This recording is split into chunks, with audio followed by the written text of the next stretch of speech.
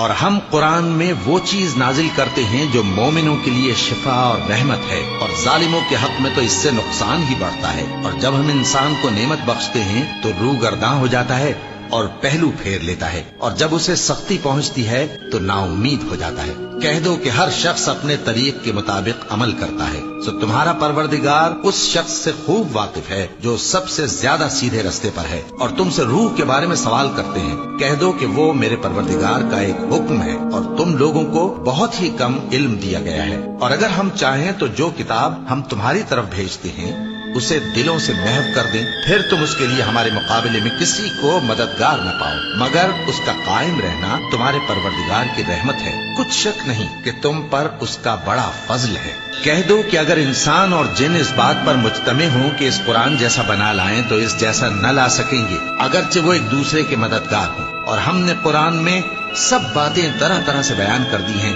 مگر اکثر لوگوں نے انکار کرنے کے سوا قبول نہ کیا، اور کہنے لگے کہ ہم تم پر ایمان نہیں لائیں گے جب تک کہ عجیب و غریب باتیں نہ دکھاؤ، یعنی یا تو ہمارے لیے زمین سے چشمہ جاری کر دو، یا تمہارا کھجوروں اور انگوروں کا کوئی باغ ہو اور اس کے بیچ میں نہریں بہا نکالو، یا جیسا تم کہا کرتے ہو ہم پر آسمان کے ٹکڑے گرا دو، یا اللہ اور فرشتوں کو ہمارے سامنے لے آؤ، یا تمہارا سونے کا گھر ہو، یا تم آسمان پر چڑھ جاؤ اور ہم تمہارے چڑھنے کو بھی نہیں مانیں گے جب تک کہ کوئی کتاب نہ لاؤ جسے ہم پڑھ بھی لیں۔ کہہ دو کہ میرا پروردگار پاک ہے، میں تو صرف ایک پیغام پہنچانے والا انسان ہوں۔